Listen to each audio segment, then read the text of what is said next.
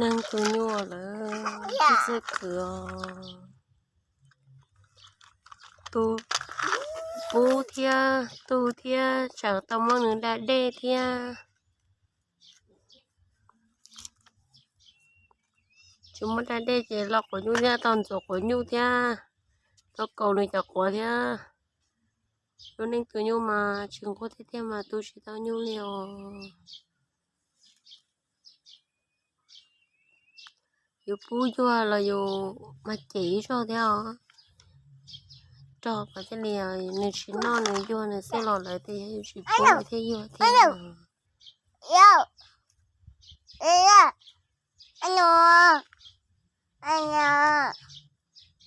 Đi. Ano. Apa. Ay. cho cha đi ơi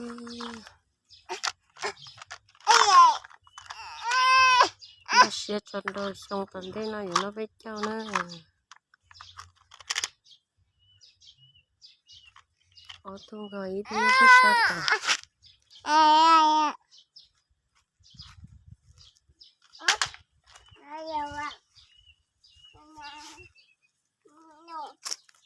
nhưng chỉ cho tôi nhớ nó theo nhưng mà nó chỗ sẽ tiếp theo bên lúc năng chỉ thay thời tiết lấy cho thời tiết lấy nhung gạo xí nè năng nhẹ nhung ít tôi nhớ tao nó nè tụi phải nhung xin đầu nè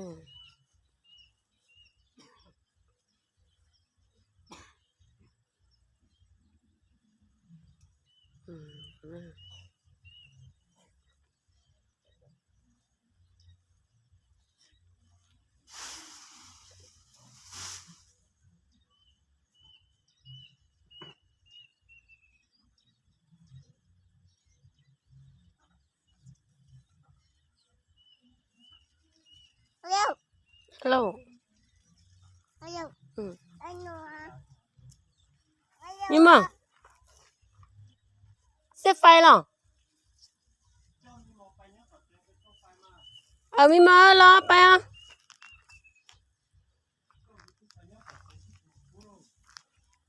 tí này là